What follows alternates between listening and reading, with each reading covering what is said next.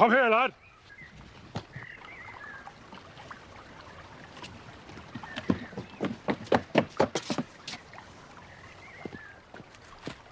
What are you doing on my property? Come to claim back what's rightfully mine, sir. That thieving young rascal made off with some horseshoes and a bag of nails from my smithy.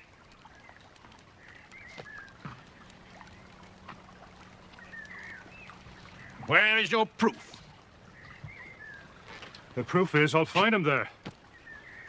Now, I don't want to be forced to call the police.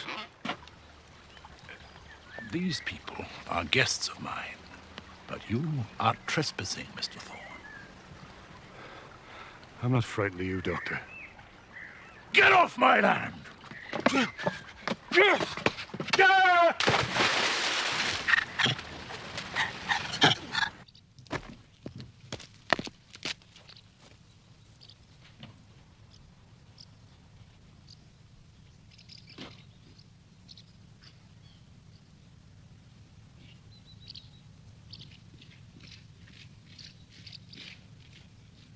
Please come back soon. My dear, there is nothing whatever to worry about. We shall be married in a few weeks. I'm just on my way back to London. Goodbye, sir. And thank you for a most pleasant weekend. I mean to improve my game of chess before my next visit. Yes, I see. You weren't an unworthy opponent. Thank you, sir. I'm just seeing Percy down to the gates, Father. There.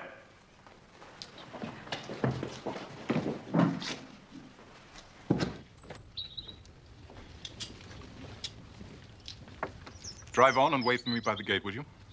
Look on.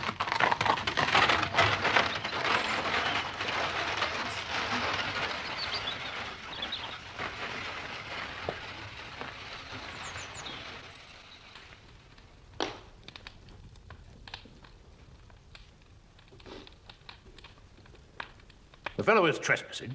He had a ducking, and that is all. Father, I cannot believe that Thorne would deliberately... Damn it, woman! Are you part of the conspiracy against me, too? No, Father. I live here.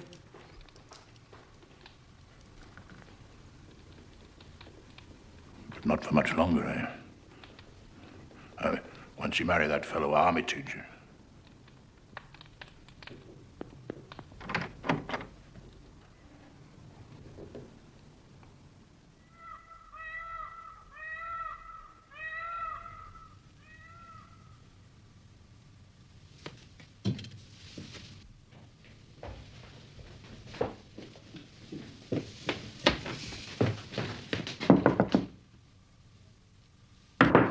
Yes, what is it?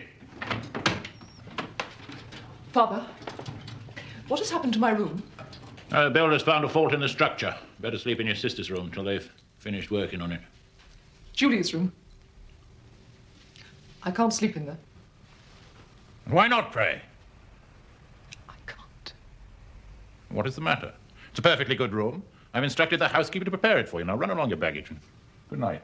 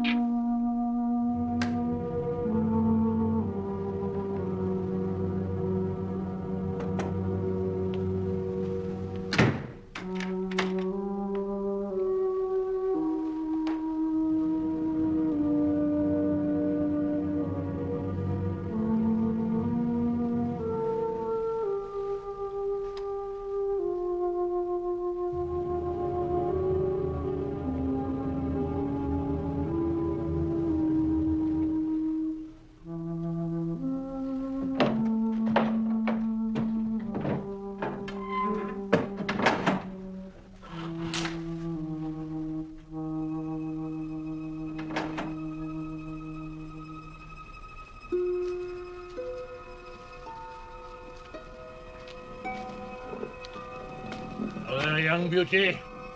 Good night. Good night, baby.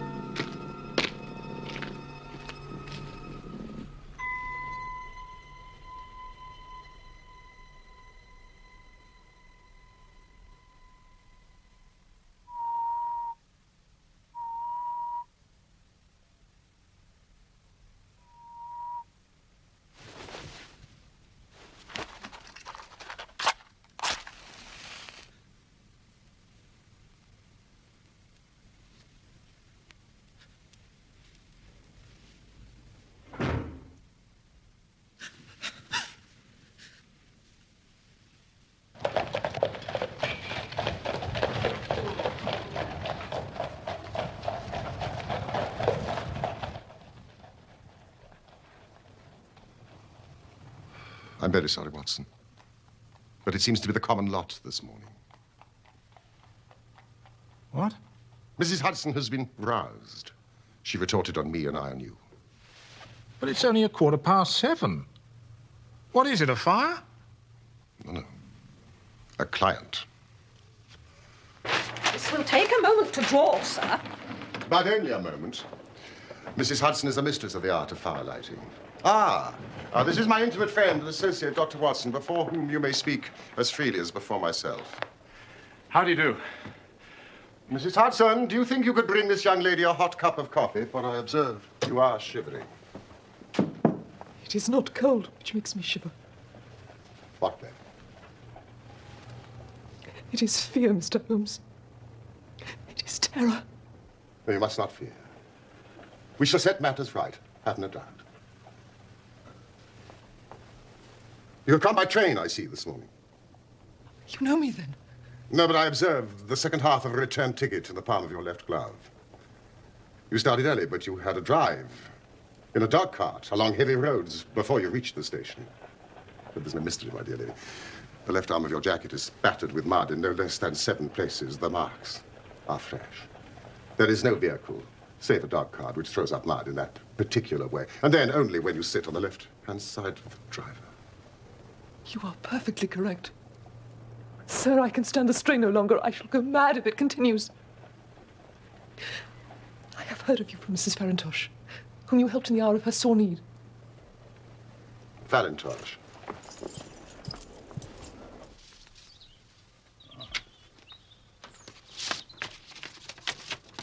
My dear Helen, it is difficult for me to advise you since you present so few facts, but I know you to be a sensible girl not prone to hysterics. As one of your poor dear mother's oldest friends, I can only suggest that if your fears persist, you should contact Mr. Sherlock Holmes at 221B, Baker Street. Farintosh, oh yes, I do remember the case. It concerned an opal tiara. I think it was before your time, Watson. Thank you, Mrs. Hudson. Sir, do you not think you could help me too? At present it is out of my power to reward you, but in a few weeks I shall be married with control of my own income. I shall be happy to devote the same care to your case as to that of your friend. As for reward, my profession is its own reward. But you are at liberty to defray whatever expenses I may be put to at the time which suits you best. And now, I beg you, lay everything before us which may help us form an opinion upon this matter. My name is Helen Stoner.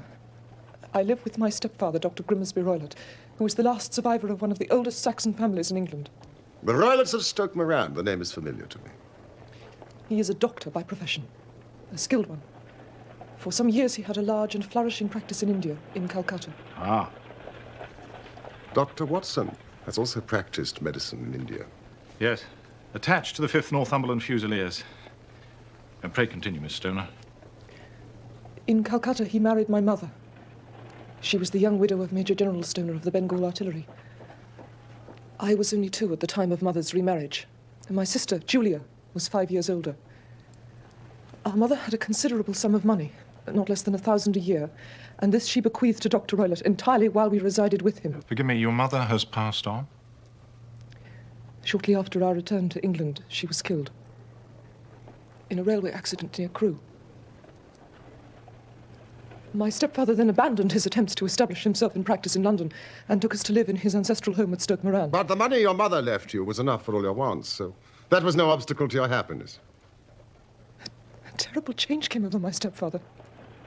Instead of making friends and exchanging visits with our neighbours, who at first were overjoyed to see a Roylott back in the family seat, he shut himself up in the house and indulged in ferocious quarrels. At times it was, and still is, hard to keep him out of the police courts. He's become the terror of the village. Does he permit any visitors? None. Save my fiancée and some wandering gypsies. Gypsies? Vagabonds, whom he has given leave to encamp on his land. Sometimes he goes away with them for days at a time. You can imagine from what I'm saying that my poor sister Julia and I had no great pleasure in our lives. No servant would stay long, so we did all the work of the house. She was but 30 when I lost her. But already her hair had begun to whiten, even as mine has. Your sister's dead? Just 2 years ago. It is of that I wish to talk to you. Oh, yes, yes. Oh, no, Watch this. Watch. Living the life we did, we were little likely to see anyone of our own age and position.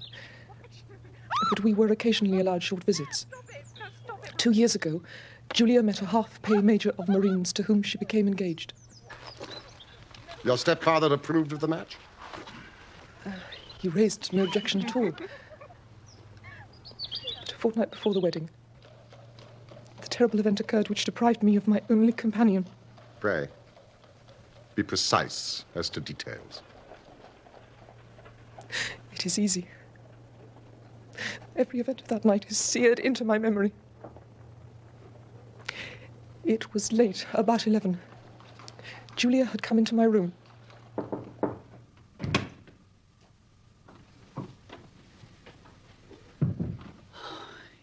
Smoking those awful cigars again. Perhaps you should have this room until the wedding.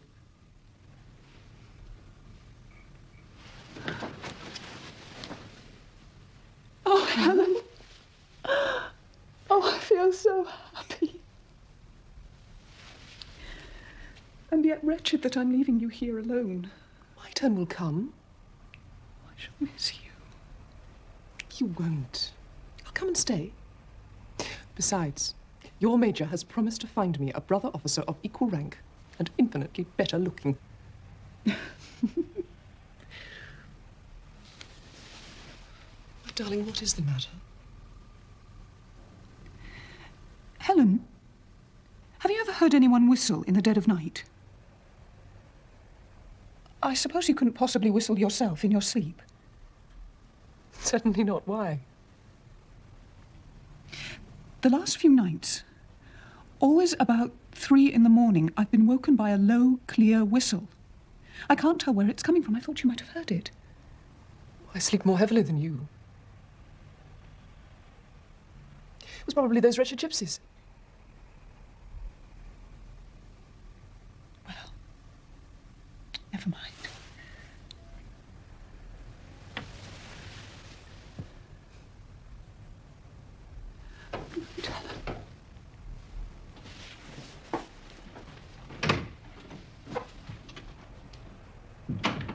Was it your custom always to lock yourself in at night? Always. My stepfather has a passion for Indian animals. A leopard and a bull wander freely over the grounds. Julia and I had no feelings of security unless our doors and windows were locked. I couldn't sleep. I had a vague feeling of misfortune. Julia!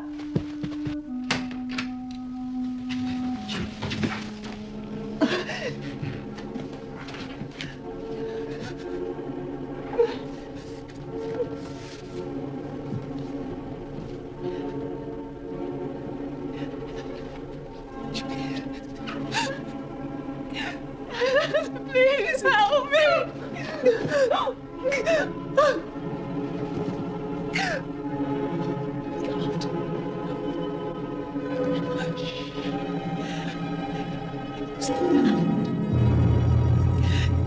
Speckled. Bad. I can't bother. No! Leave me, Julia. Please, Go back to your room, child. I'll deal with this.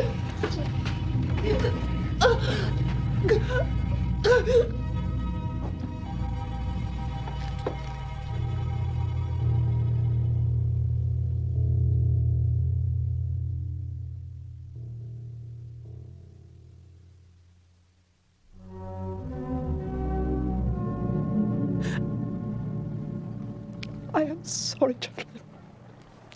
My sister and I were very close. Yes, indeed. What an awful experience.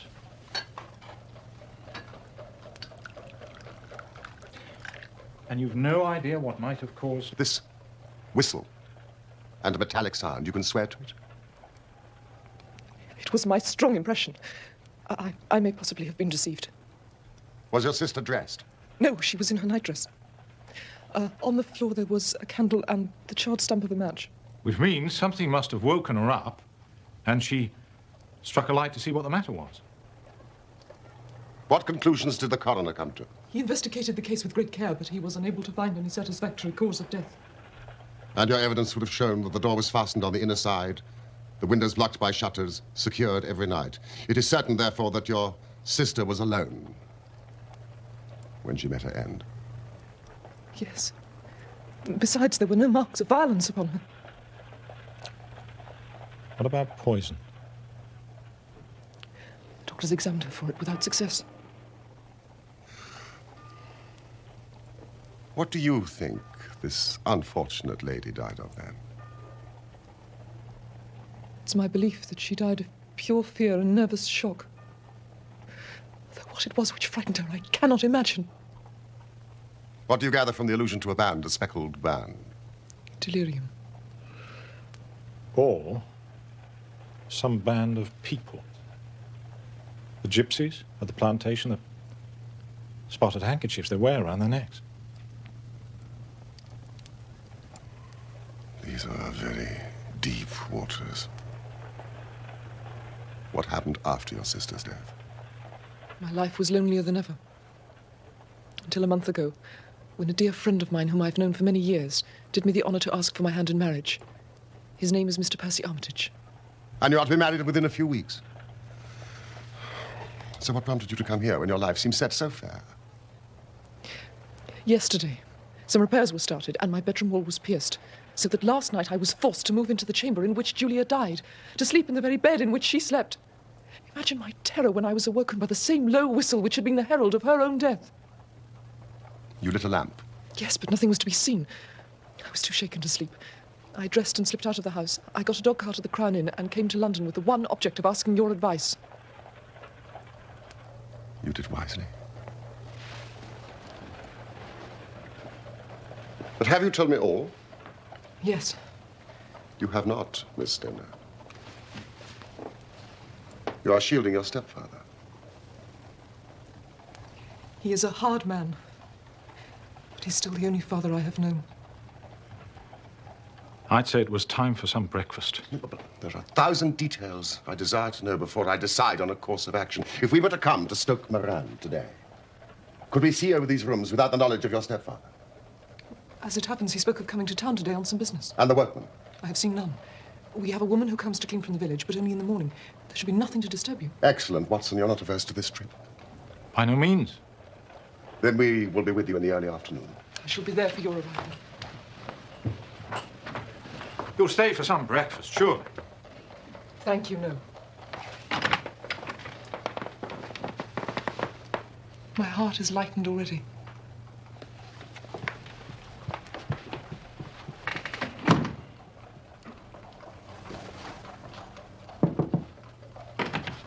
Ah, Mrs. Hudson. Thank you. But when you combine the ideas of whistles at night, the presence of a band of gypsies on intimate terms with the doctor, the dying allusion to a speckled band, well, there's good ground to believe that the mystery may be cleared along those lines.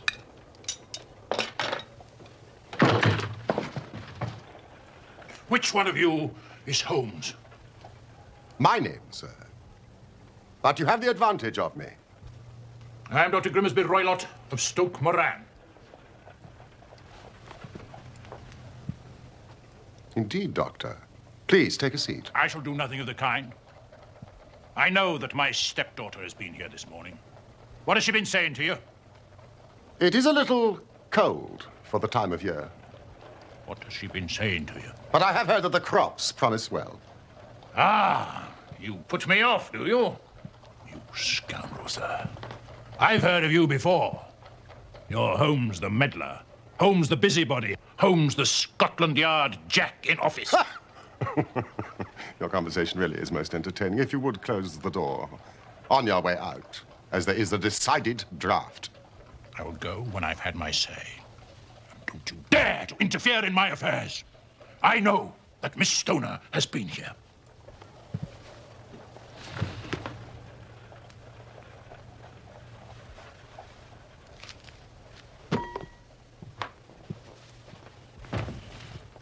I am a dangerous man to fall foul of.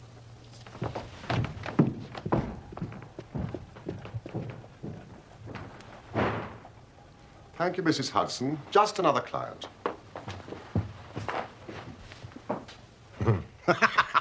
What a very amiable person. I may not be quite so bulky, but...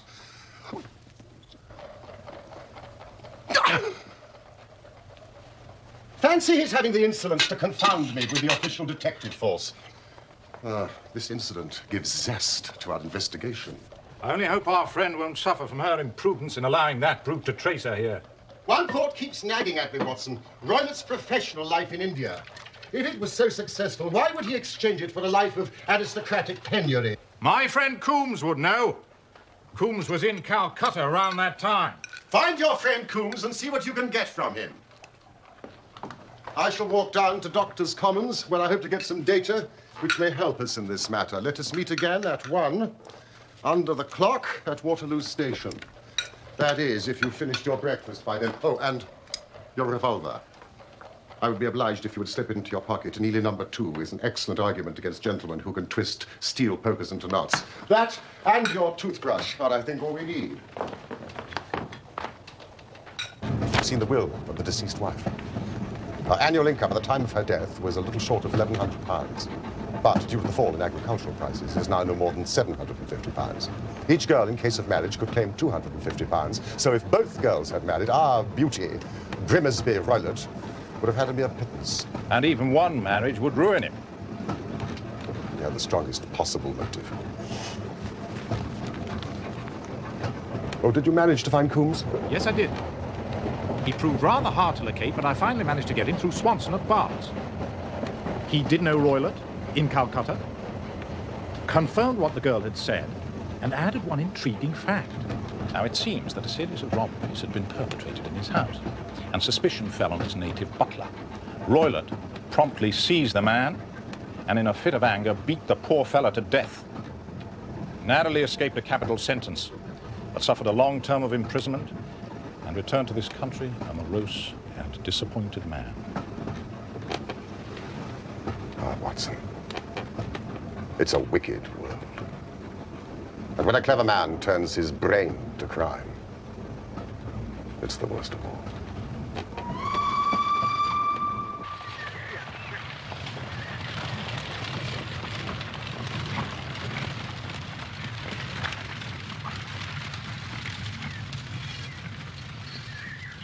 On holiday, are you, gentlemen? No, we're architects. Taking a look at some of the local houses. Ah, that's why I wanted Stoke Moran. I didn't think it was for social reasons. You'll be doing business with Dr. Roylott, then? Yes, I believe that was the name. If you don't mind a word of warning, you want to take care with him, sir. There are some round these parts say he's not right in the head. Really? Only yesterday, Mr. Thorne, the blacksmith, had a most nasty experience with the doctor because of those thieving gypsies who are camped in the grounds. Oh, yes, we've heard about the gypsies and the leopard. The story goes the doctor threw Mr. Thorne in the stream in a fit of uncontrollable temper, and old Thorne, he's not a small man. Good Lord. Is he bringing a charge of assault? He was going to, but Miss Stoner, the doctor's young stepdaughter, paid him some of her own money to keep it quiet. Well, that's what I heard. Well, I never. Do you hear that, Holmes? The more I see and hear of that young lady, the more my admiration increases. Young woman of commendable spirit. You can pull up here, driver. Who do you mean, dear fellow? Well, Miss Stoner, of course. Most admirable. Ah, Miss Stoner. I don't know where we went yesterday.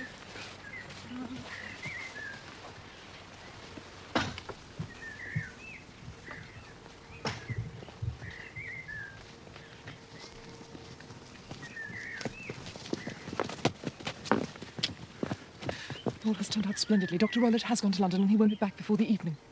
But we have already had the pleasure of Dr. Roylott's acquaintance. Good heavens, he followed me. Yes, he turned up just after you left, but Holmes sent him off with a flea in his ear. He's so cunning, I never know when I am safe from him. Well, then he must guard himself. Or he may find someone more cunning than himself upon his track, shall we? Holmes, don't you think we ought to get Miss Stoner away from here tonight? Not an aroused suspicion. But if he's violent... We shall be here.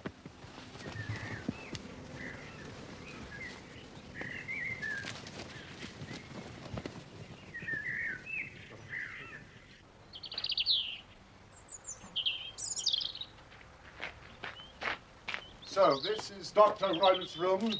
This formerly your sister's. And this your room? Yes, but I'm now sleeping in this one. Ah, pending the alterations. Miss Stoner, may I ask something? That's unusual, isn't it? Bedrooms on the ground floor? The bedrooms were moved downstairs when so much of the house fell into decay. Oh, yes, of course. How sad. There seems little need for repairs to this end of the house. There are none. I believe it was an excuse to move me from my room. Ah, that is suggestive. Now, Miss Stoner, would you be so kind as to go into the room in which you are now sleeping and bolt the shutters?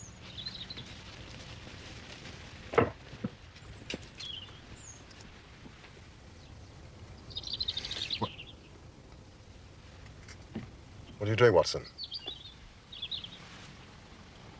Well, I'm using your methods, Holmes, seeing whether the ground has been disturbed. And what have you come up with? Your footprints, I believe. And mine and Miss Stoner's. And this.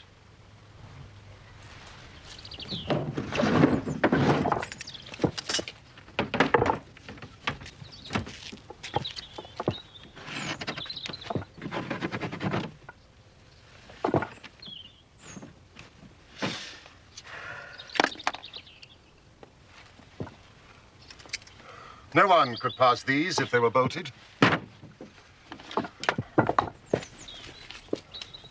Well, let's see if the inside throws any light on the matter. Ah.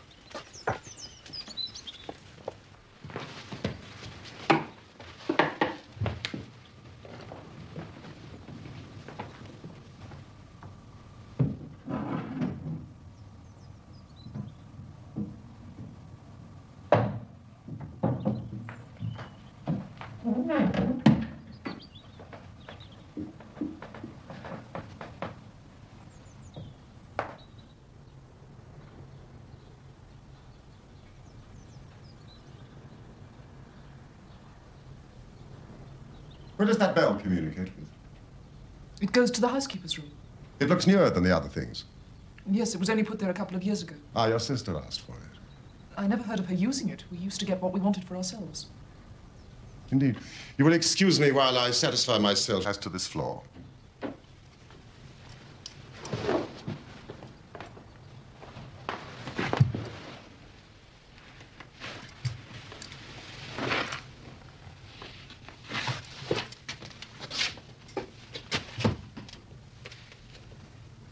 It doesn't ring. It's very strange.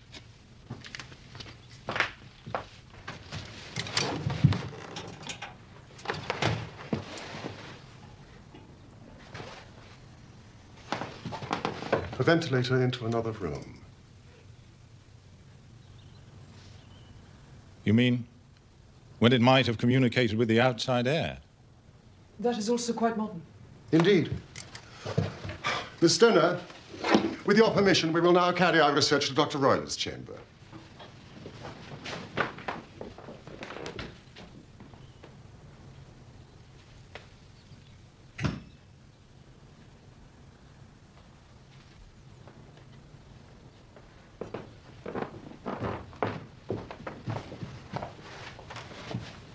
What's in here? My stepfather's business papers. Ah, you've seen inside it, then?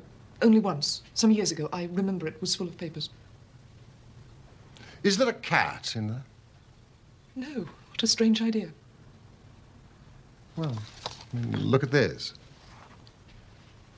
No, we don't keep a cat. Ah, well. A leopard is a large cat, after all. Yes, but a saucer of milk wouldn't go far in satisfying a leopard. A leopard is kept on a leash, is it? This sort of leash, Watson? What do you make of it? Well, it's a common enough dog leash, but I don't know why it should be tied. We have no dog. Thank you, Miss Stoner. I have seen enough.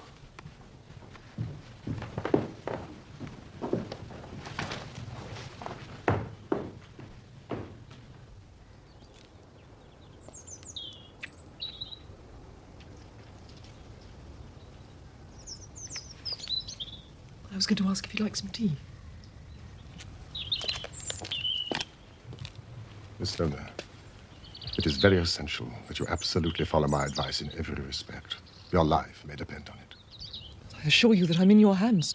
Now, in the first place, on the way here, we passed a small cottage. The shell house? Would the windows of your sister's room be visible from there? Yes. You are sure? Yes. Then we shall make it our base. Some refreshment. Oh, we shall have dined, shan't we, Holmes? Is there a village inn? The Crown. Oh, good. Thank you all the same. Now, Miss Stoner, when your stepfather returns, you must confine yourself in your room on pretense of a headache. Then, when you hear your stepfather retire for the night, you must go to the windows, undo the hasp, open the shutters, and leave your lamp on the windowsill as a signal to us. Then withdraw with anything you may want for the night to your old room. I've no doubt that in spite of the repairs, you could manage there for one night. Oh, yes, of course. And now we must leave. If Dr. Roylott should return and find us here, our journey would be in vain. I believe, Mr. Holmes, that you've already made up your mind. For pity's sake, tell me the cause of my sister's death. Be brave. If you do as I have told you, rest assured we shall soon drive away the dangers that threaten you.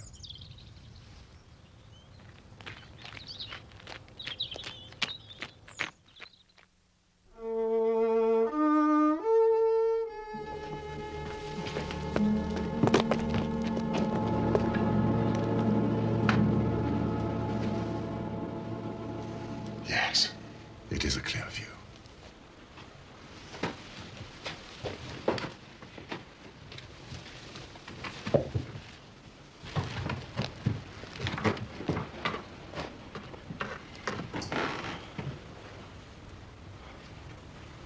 You expecting this to take all night, Holmes?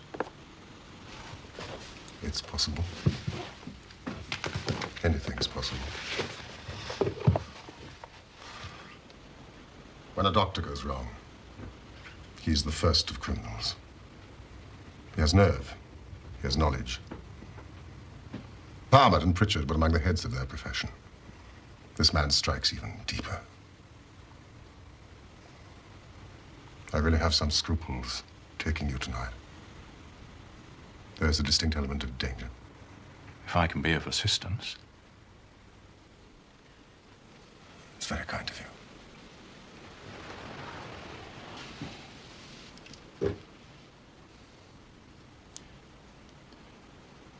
You evidently saw more in those rooms than was visible to me, Holmes. Well, I probably deduced a little more.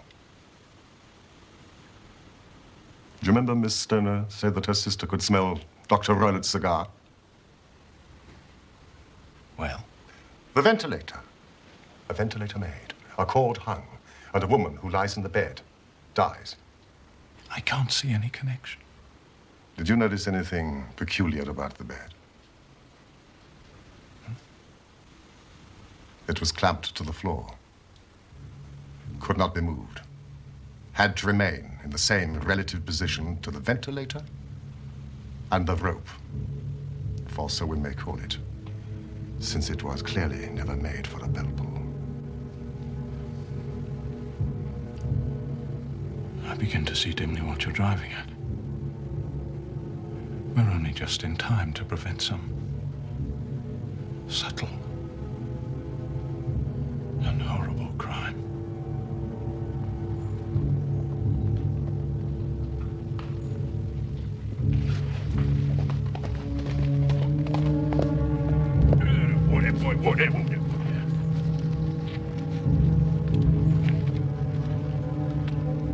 Have a look at that. Yep. Tonight.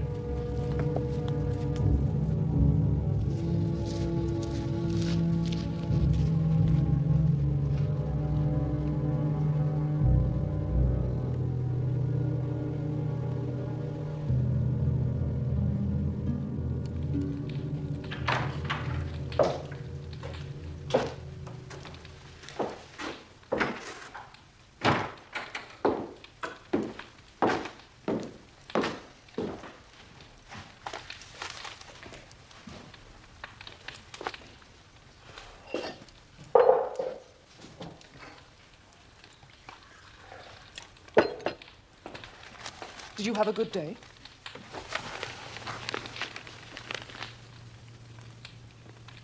Not without interest. Where did you get to this morning? I decided to go to town too.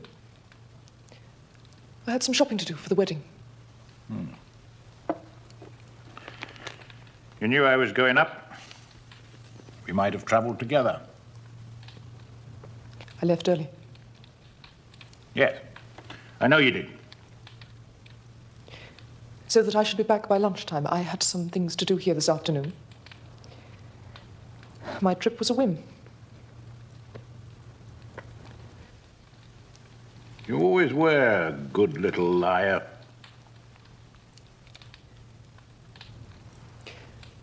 Will you excuse me? I have a terrible headache.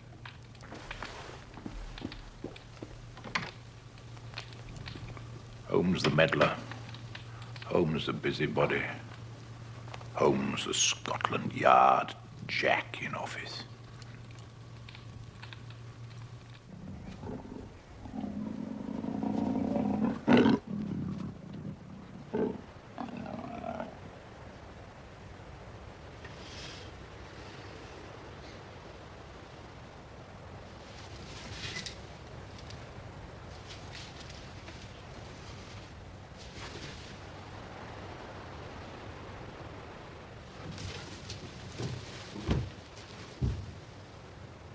The signal.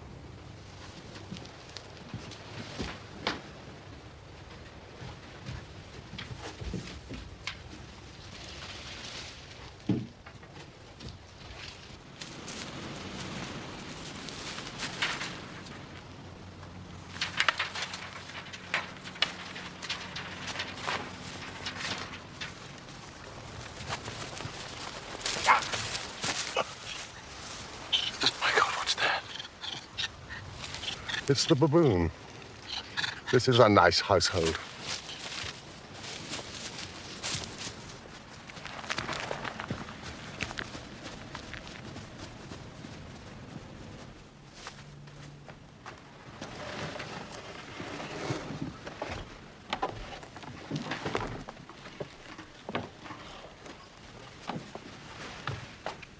We must sit without light.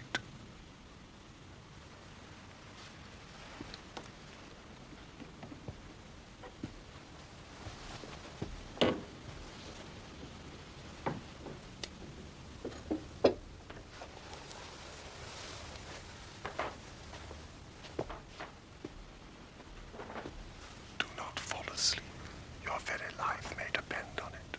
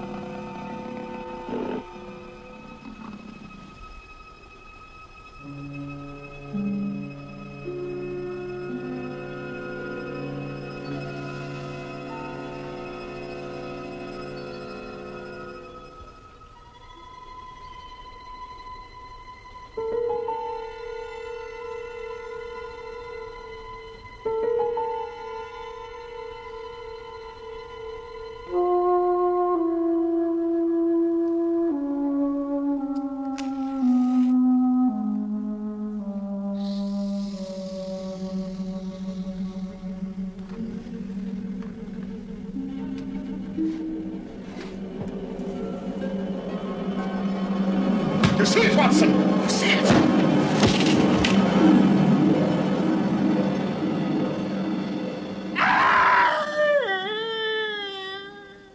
What can it mean? It means that it's over. and perhaps for the best. Come, Watson, bring your pistol.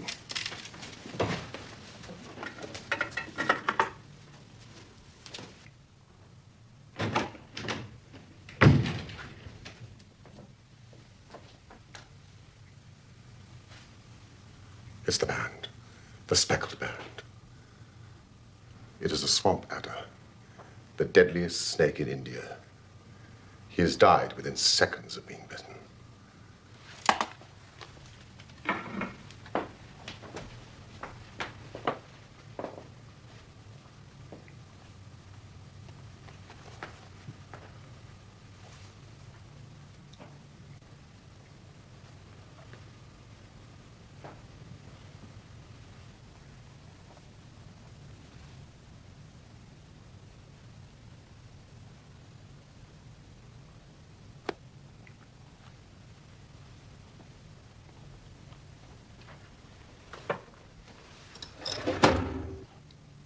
Violence does, in truth, recoil upon the violent. And the schemer falls into the pit which he digs for another. The idea of a snake occurred to me when I coupled it with the knowledge that the doctor was furnished with a supply of creatures from India. A form of poison, Rapid and lethal. which couldn't possibly be discovered by any chemical test. It might or might not bite the occupant of the bed. She might escape every night for a week, but sooner or later, she must fall a victim. Oh, my poor Julia. The doctor had trained the snake, probably with the milk, to return at the sound of a whistle. The very whistle which you and your late sister heard. My inspection of the chair in Dr. Roylett's room had shown that he had been in the habit of standing upon it to reach the ventilator. Last night, when I attacked the snake and drove it back through the ventilator, I roused its snakish temper, causing it to turn upon the next person that it saw. Dr. Grimmersby Roylott. So you, Holmes, were indirectly responsible for his death. I cannot say that it is likely to weigh very heavily on my conscience.